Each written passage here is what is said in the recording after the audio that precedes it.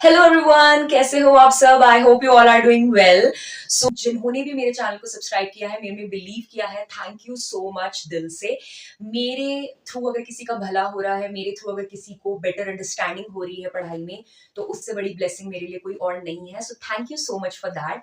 Also मैं कोशिश करूंगी कि कंसिस्टेंट रहूं चैनल पे, एटलीस्ट कुछ ना कुछ वीडियो अपलोड करूं। मैंने आपसे भी जस्ट सजेशन मांगे थे, बट किसी ने मेरे को सजेशन नहीं दिए, जो कि बहुत बुरी बात है। बट चलो कोई नहीं, आई विल मेक श्योर कि मैं डिफरेंट टॉपिक्स, स्पेशली जो इंपॉर्टेंट टॉपिक्स हैं और थोड़े डिफिकल्ट है समझने के लिए, वो टॉपिक मैं एक इजी अंडरस्टैंडिंग में आप लोगों के लिए लेकर के आऊं। सो मैं डेफिनेटली लेकर के आऊंगी। ऑल्सो किसी को भी अगर मेरे से कोई भी डाउट पूछना है तो वो मेरे साथ WhatsApp channel, Telegram channel, Instagram handle सब डिस्क्रिप्शन में है। किसी से भी वो मेरे साथ जुड़ सकता है। एंड ऑल्सो मैंने टेलीग्राम चैनल पे अभी रिसेंटली पैथोलॉजिकल फ्रैक्चर की एक फ्री वीडियो डाली है, तो वो भी आप पढ़ सकते हैं। उससे रिलेटेड कोई डाउट होंगे तो वो भी आप पूछ सकते हैं। इस वीडियो से भी रिलेटेड जो डाउट्स होंगे वो आप कमेंट्स में मेरे से पूछ सकते हैं, तो मैं डेफिनेटली आपकी हेल्प करूंगी। तो चलिए स्टार्ट करते हैं। तो सबसे पहले यहाँ पे है यूएलएमएन एंड एलएमएन, यानी कि अपर मोटर न्यूरॉन। ठीक है ना? क्या है ये? Upper motor neuron. And LMN का मतलब है lower motor neuron. Lesion word का मतलब होता है इंजरी। जो लीजन वर्ड है उसका मतलब है इंजरी, यानी कि चोट लग जाना। तो इसको अभी साइड में रखते हैं। सबसे पहले तो यही समझ में आ जाए कि अपर मोटर और लोअर मोटर होते क्या है। तो लीजन को तोड़ दो, लीजन को बाद में देखेंगे। तो सबसे पहले हम समझेंगे कि अपर मोटर न्यूरॉन और लोअर मोटर न्यूरॉन क्या होते हैं। अच्छा, सबसे पहले न्यूरॉन वर्ड आ गया, और हमने लाइक 9th क्लास से पढ़ा है कि न्यूरॉन जो है वो सबसे basic structural and functional unit है। किसकी? सेंट्रल नर्वस सिस्टम की। सेंट्रल नर्वस सिस्टम क्या है? हमारा खोपड़ा, यानी कि हमारा ब्रेन एंड जो ये हमारी स्पाइनल कॉर्ड जा रही है अंदर। तो brain and spinal cord together makes the central nervous system. ये जो पूरा सेंट्रल नर्वस सिस्टम फॉर्म हो रहा है वो एक basic structural and functional unit से फॉर्म हो रहा है, और उसी को हमने नाम दिया है न्यूरॉन। न्यूरॉन को अगर हम देखें तो कुछ इस तरीके से होता है। अगर आपको न्यूरॉन का डायग्राम याद हो तो कुछ इस तरीके से न्यूरॉन रहता है। याद आया? इस तरीके से न्यूरॉन रहता है, जिसमें कि हमारी ये जो निकल रहे हैं ये डेंड्राइट्स हैं। ये जो है ये सेल बॉडी है। बीच में जो है ये है न्यूक्लियस। ये जो है this is the axon, and ये हमारी एक्सॉन एंडिंग्स। ठीक है ना? ये हमारी है न्यूरॉन एंडिंग्स या टर्मिनल एंडिंग्स कह सकते हैं, न्यूरॉन एंडिंग्स। ठीक है? तो अब ये है, अब आगे एक और न्यूरॉन होगा, फिर आगे एक और न्यूरॉन होगा। तो इसी तरीके से ये एक चेन बन जाती है। सो यही हमारा पूरा सेंट्रल नर्वस सिस्टम यानी कि ब्रेन एंड स्पाइनल कॉर्ड को फॉर्म करता है। तो न्यूरॉन वर्ड का मतलब समझ में आ गया, न्यूरॉन यही है। ठीक है ना? अब यहाँ पे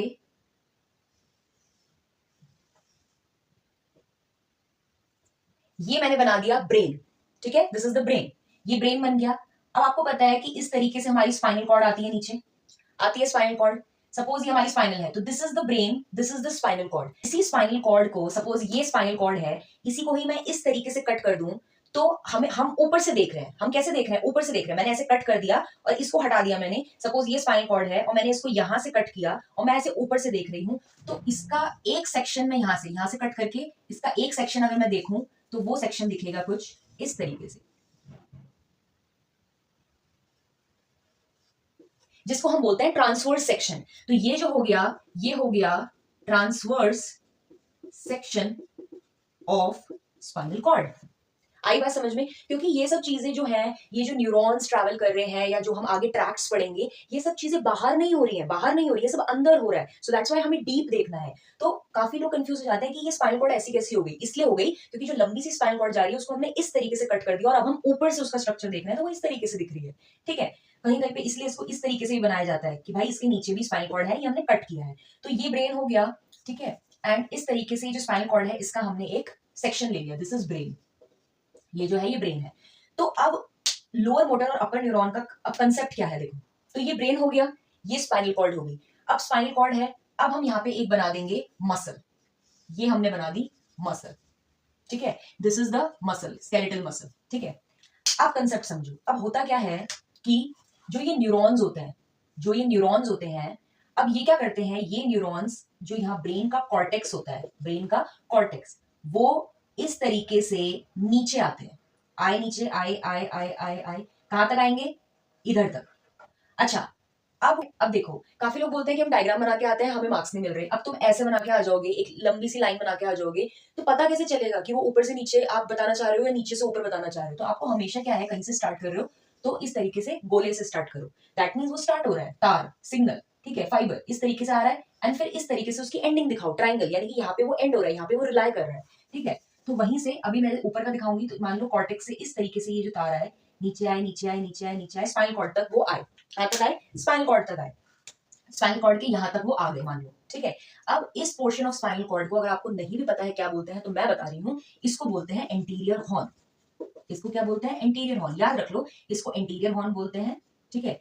तो यानी कि ये जो फाइबर्स हैं, ये कॉर्टेक्स से, ये जो ट्रैक्ट्स हैं, ये जो कॉर्टेक्स से ये आ रहे हैं anterior horn of the spinal cord पे, ठीक है ना। तो इसी को ही, यानी कि जो ऊपर से इतना नीचे आ रहे हैं, अब कॉर्टेक्स से आ रहे हैं स्पाइनल कॉर्ड तक, तो कॉर्टेक्स से हमने ले लिया कॉर्टिको वर्ड, और स्पाइनल कॉर्ड से हमने ले लिया स्पाइनो, तो ये बन गया कॉर्टिको स्पाइनल ट्रैक्ट, ठीक है ना। तो ये जो हो गया, ये हो गया कॉर्टिको स्पाइनल ट्रैक्ट। जब ट्रैक्ट की एक डिटेल वीडियो आएगी तब इसके बारे में डिटेल में चर्चा करेंगे, बट अभी के लिए इतना याद रखो कि ये जो न्यूरॉन का पूरा तार आ रहा है कॉर्टेक्स से स्पाइनल, उसको हमने क्या नाम दे दिया? Cortico spinal tract. नाम देना इसलिए जरूरी है क्योंकि इतने सारे तार आ रहे हैं, तो हमें कैसे पता चलेगा कि ये तार कहाँ से आ रहा है? इसलिए जो जहां से आ रहा है, जहां तक जा रहा है, उसी के उस पर नाम दे दिया कॉर्टिको स्पाइनल ट्रैक्ट। बहुत ईजी है। अब क्या होता है कि कुछ तार यहीं से, कॉर्टेक्स से ही ब्रेन स्टेम तक ही आते हैं, सिर्फ यहीं तक आए वो, पर आ तो ऊपर से रहे ना, तो उनको भी अपर मोटर न्यूरॉन ही बोलेंगे। तो कुछ तार जो है वो कॉर्टिको से यहां तक आते हैं, ब्रेन स्टेम तक आते हैं। अब ब्रेन स्टेम में क्या होता है? ब्रेन स्टेम में क्या होता है ना, कुछ क्रेनियल नर्व्स के न्यूक्लियस होते हैं। कंफ्यूज मत होना, आपको ऐसा लगेगा क्या क्रेनियल नर्व्स, क्या न्यूक्लियस, मैं जो बोल रही हूँ उसको दिमाग में छपा लो। क्रेनियल नर्व्स के न्यूक्लियस कहाँ होते हैं? ब्रेन स्टेम में। तीन बातें, ब्रेन स्टेम में क्रेनियल नर्व के न्यूक्लियस होते हैं। अब कौन से होते हैं, क्या नाम है, भूल जाओ, बस होते हैं, ठीक है। तो वो वहां तक आ रहे हैं, तो इसको हमने नाम दे दिया कॉर्टिको। कॉर्टिको क्यों दिया? क्योंकि कॉर्टेक्स से आ रहे हैं और यहां तक आ रहे हैं, तो बल्बर, ठीक है ना, क्योंकि वो ब्रेन स्टेम के क्रेनियल नर्व के न्यूक्लियस को सप्लाई कर रहे हैं, उसके लिए एक नाम दे दिया बल्बर, तो cortico bulbar tract, cortico bulbar tract, ठीक है, समझ गए। तो कहने का मतलब है कि जो दिमाग से तारे आ रही हैं स्पाइनल कॉर्ड तक, या जो दिमाग से तारे आ रही हैं ब्रेन स्टेम तक, वो क्योंकि ऊपर से आ रही है इसलिए they are upper motor neuron. इतना समझ में आया? तो इसी दोनों तारों को मिला करके बोल दिया अपर मोटर न्यूरॉन। आई बात इतनी समझ में? ठीक है। अब क्या है कि ये तार मान लो एंटीरियर हॉर्न तक आ गया। अभी मैंने यहाँ पे सिर्फ एक की बात करी है, पर एक तार नहीं आता, बहुत तार आते हैं। वो जब हम ट्रैक्ट पढ़ेंगे तो हम पूरा पढ़ेंगे उसमें, लेकिन अभी फॉर द अंडरस्टैंडिंग आपको इतना पता होना चाहिए कि भाई जो ब्रेन से सिर्फ स्पाइनल कॉर्ड तक आ रहा है ना, वो अपर मोटर न्यूरॉन है।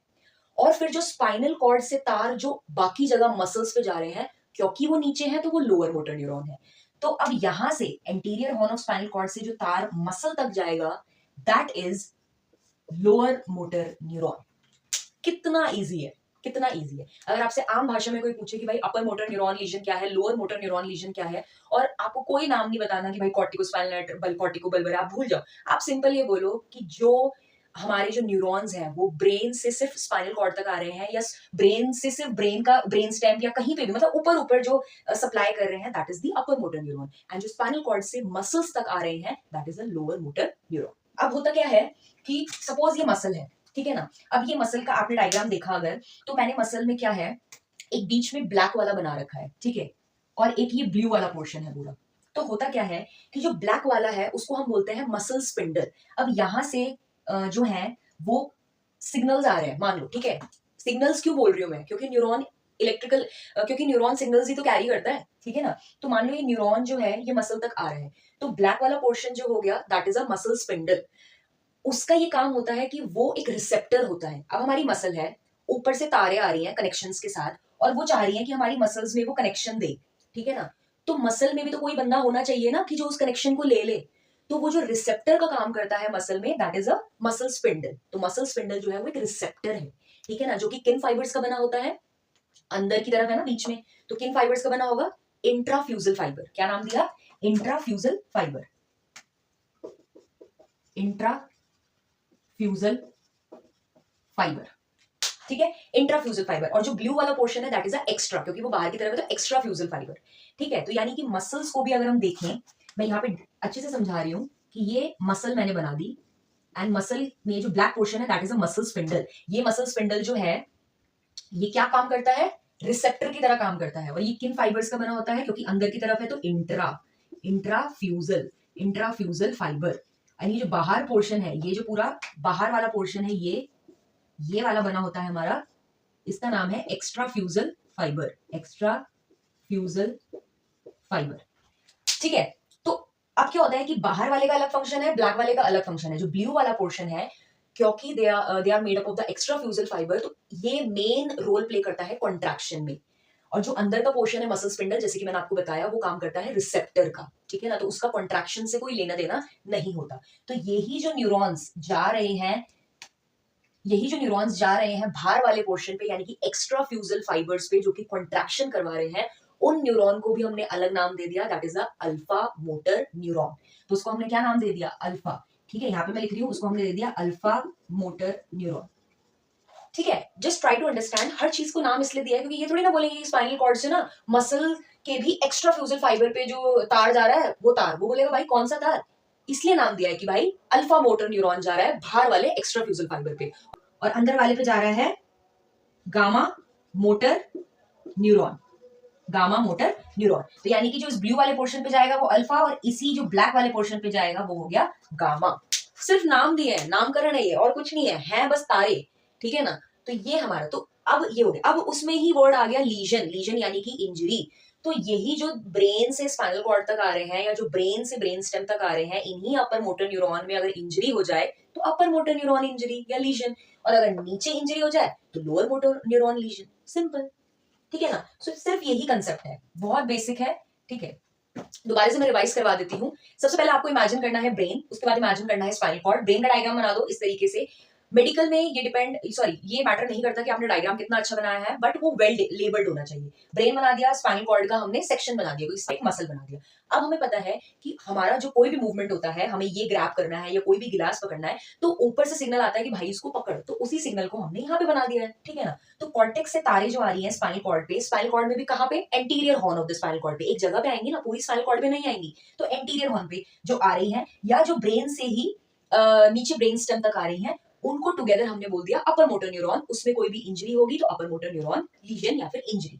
अब स्पाइनल कॉर्ड से जो भी कनेक्शंस जा रहे हैं मसल्स पे, मसल्स की बाहर वाली उस पे जाएगी एक्स्ट्राफ्यूजल फाइबर्स पे, जो कि कॉन्ट्रैक्शन में इंपॉर्टेंस प्ले करता है, तो उसको बोल दिया अल्फा मोटर न्यूरॉन। एंड जो हमारे बीच में मसल स्पिंडल्स पे जाएगी, जो कि एक रिसेप्टर की तरह काम करता है, जो कि इंफ्राफ्यूजल फाइबर से बना होता है, इंट्रा मतलब अंदर, तो उसको हमने नाम दे दिया गामा मोटर न्यूरॉन। इन दोनों में कोई भी अगर दिक्कत आएगी तो लोअर मोटर न्यूरॉन लीजन, ठीक है। So this was the whole concept of the upper motor and the lower motor neuron lesion, okay. So अब हम एक टैबुलर फॉर्म में देखेंगे कि किसमें क्या प्रेजेंट है और किसमें क्या नहीं प्रेजेंट है। उससे पहले एक और चीज, अब होता क्या है कि जैसे कि हमने बोला कि हमारी पूरी बॉडी का brain is the controlling system, तो उसी तरीके से ये जो फाइबर्स आ रहे हैं, ये जो ट्रैक्स आ रहे हैं, ये भी कहीं ना कहीं लोअर मोटर न्यूरॉन की एक्टिविटी को कंट्रोल वे में रखते हैं। आप इस तरीके से इमेजिन कर सकते हो कि भाई ये बॉस है, ठीक है, ऊपर ऊपर सर पे बैठा है, कहते हैं ऊपर सर पे बैठा है बॉस, तो ये बॉस है एंड ये इसके नीचे काम कर रहे हैं। तो ये जो ऊपर के फाइबर हैं, जो ऊपर के ट्रैक्स हैं, ये जो बॉस है, ये नीचे वाले एम्प्लॉय पे पूरा कंट्रोल रखते हैं। लेकिन कभी कभार अगर बॉस को बुखार हो जाए और वो छुट्टी पे चला जाए, और बॉस बीमार हो जाए, यानी कि उनमें लीजन हो जाए, अगर उसमें कोई भी इंजरी हो जाए, तो जो एम्प्लॉय है वो कैसे रिएक्ट करेंगे आप खुद बताइए? वो बहुत एक्साइटेड हो जाएंगे। इसीलिए जब कभी अपर मोटर न्यूरॉन लीजन होता है, जब कभी भी अपर मोटर न्यूरॉन लीजन का जो फाइबर्स, जो ट्रैक्स उनमें लीजन हो जाता है, कट हो जाता है, वो इंजरी हो जाती है, तो हर चीज एक्टिव हो जाती है, हर चीज हाइपर हो जाती है, यानी कि टोन हाइपर हो जाती है, आपके reflexes, deep tendon reflexes hyper हो जाते हैं, ठीक है ना। अगर पैरालिसिस भी है तो स्पास्टिक काइंड ऑफ पैरालिसिस हो जाती है, हाइपर रिफ्लेक्सिया है ना, हाइपरटोनिया, तो सब कुछ बढ़ जाता है। और वहीं पे अगर लोअर मोटर न्यूरॉन लीजन में इंजरी हो जाए तो उससे हर चीज जो है वो स्लो डाउन, हर चीज जो है वो लो हो जाती है, यानी कि टोन भी कम हो जाती है, रिफ्लेक्स भी कम हो जाते हैं, डीप टेंडन रिफ्लेक्स भी कम हो जाता है, ठीक है। तो अब देखते हैं इनका टैबुलर फॉर्म में। अच्छा, तो अब ये टैबुलर फॉर्म में मैं एक्सप्लेन करूंगी कि क्या है अपर motor neuron and lower motor neuron में। तो सबसे पहले बात आती है लीजन की, कि लीजन कहाँ पे हो रहा है, तो लोअर मोटर न्यूरॉन में नीचे की साइड, ठीक है ना, यानी कि स्पाइनल कॉर्ड से जो मसल्स तक जो फाइबर जा रहे हैं, यानी कि जो लोअर मोटर न्यूरॉन है उसमें अगर लीजन हो, so that is a upper motor neuron legion. And lower motor में क्या होता है कि सॉरी, अपर मोटर में क्या होता है कि अपर मोटर न्यूरॉन लीजन में इंजरी होने की वजह से ये होता है, जिसको हम डिसेंडिंग पाथवे भी बोलते हैं। अभी मैं ट्रैक्स की वीडियो लेकर के आऊंगी, कोई भी चीज ऊपर से नीचे आ रही है, so that is a descending pathway, तो इसको इस तरीके से भी बोल सकते हैं। नेक्स्ट हमारा टोन किस तरीके से होता है। तो मैंने आपको बताया था कि अपर मोटर न्यूरॉन यानी कि बॉस में अगर इंजरी हो जाए तो नीचे का क्या हालत रहती है मसल्स की, बहुत ज्यादा बढ़ जाता है यानी कि हाइपरटोनिया हो जाता है, बहुत ज्यादा इंक्रीज हो जाता है, हाइपरटोनिया हो जाता है। वहीं पे लोअर मोटर न्यूरॉन लीजन में वो कम यानी कि हाइपोटोनिया हो जाता है। कोई भी चीज इंक्रीज हो रही है उसके लिए वर्ड लग गया हाइपर, कोई भी चीज डिक्रीज हो रही है उसके लिए वर्ड लग गया हाइपो, एंड टोनिया का मतलब होता है टोन। उसके बाद है पैरालिसिस किस टाइप का होगा, तो जाहिर सी बात है जिसमें टोन बढ़ी हुई रहेगी वो स्पास्टिक रहेगा, जिसमें टोन कम रहेगी वो फ्लैसिड रहेगा। उसके बाद है एट्रोफी कैसी रहेगी, तो एट्रोफी इसमें डिसयूज एट्रोफी रहेगी। फ्लैसिड वाला आपने पेशेंट देखा होगा, बिल्कुल डिसयूज एट्रोफी रहती है, मसल वेस्टिंग। लेकिन इसमें अपर मोटर न्यूरॉन लीजन में या तो माइल्ड रहेगी या तो रहेगी ही नहीं। उसके बाद है रिफ्लेक्सेस, तो रिफ्लेक्सेस जो होते हैं वो अपर मोटर न्यूरॉन लीजन में, और वो भी डीप टेंडन रिफ्लेक्सेस जो होते हैं वो इंक्रीज हो जाते हैं, लेकिन सुपरफिशियल जो रिफ्लेक्सेस रहते हैं वो बेसिकली एब्सेंट रहते हैं। लेकिन वहीं पे लोअर मोटर न्यूरॉन लीजन्स में रिफ्लेक्सेस जो है वो बिल्कुल लॉस हो जाएंगे, बिल्कुल खत्म हो जाएंगे। उसके बाद है फैसिकुलेशन। फैसिकुलेशन का मतलब क्या होता है कि मसल ट्विच, बेसिकली जो मसल ट्विच हमें अंडर द स्किन दिखता है, सो दैट इज अ फैसिकुलेशन। तो वो हमारा प्रेजेंट रहता है लोअर मोटर न्यूरॉन में, लेकिन अपर मोटर न्यूरॉन लीजन में वो एब्सेंट रहता है। उसके बाद है बेबिंस्की साइन। बेबिंस्की साइन जो होता है अभी हम देखेंगे कि वो क्या है। तो बेबिंस्की साइन जो होता है वो आपको अपर मोटर न्यूरॉन में लीजन में ही दिखता है, लोअर मोटर न्यूरॉन लीजन में बेबिंस्की साइन नहीं दिखता। अब बेबिंस्की साइन को समझते हैं, ठीक है। सपोज ये आपका पैर है,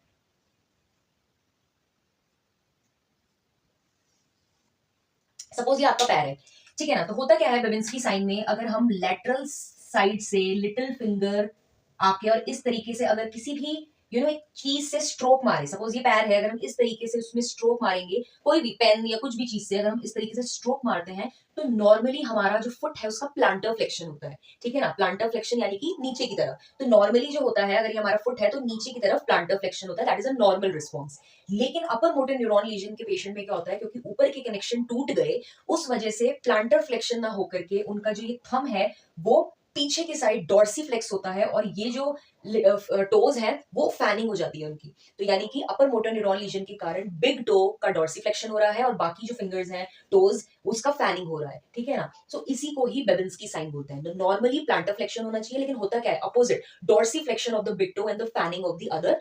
तो इस वजह से क्या होता है कि इनकी तो फैनिंग हो जाती है और इसका डॉर्सीफ्लेक्शन हो जाता है पीछे की तरफ। सो इसी को ही हम पॉजिटिव बेबिंस्की साइन बोलते हैं, ठीक है ना। ऑल्सो अगर ये छोटे बच्चों में देखने के लिए मिलता है बेबिंस्की साइन, तो उसको नॉर्मल माना जाता है। क्यों माना जाता है, क्योंकि छोटे बच्चे में अभी उतना माइलिनेशन प्रॉपर नहीं हो पाता उनका, तो इस वजह से उसमें नॉर्मल माना जाता है। लेकिन बड़ों में अगर बेबिंस्की साइन पॉजिटिव है, दैट मीन्स कहीं ना कहीं उनके ऊपर के जो ट्रैक्स हैं उनमें कहीं ना कहीं दिक्कत है, उनमें इंजरी है, ठीक है। So that is it for this video. I hope ये आपको वीडियो अच्छी लगी हो। कोई भी आपके डाउट है तो आप मुझे कमेंट सेक्शन में पूछ सकते हैं। And with that I am ending this video. I hope आपको वीडियो अच्छी लगी हो। Till then bye, take care.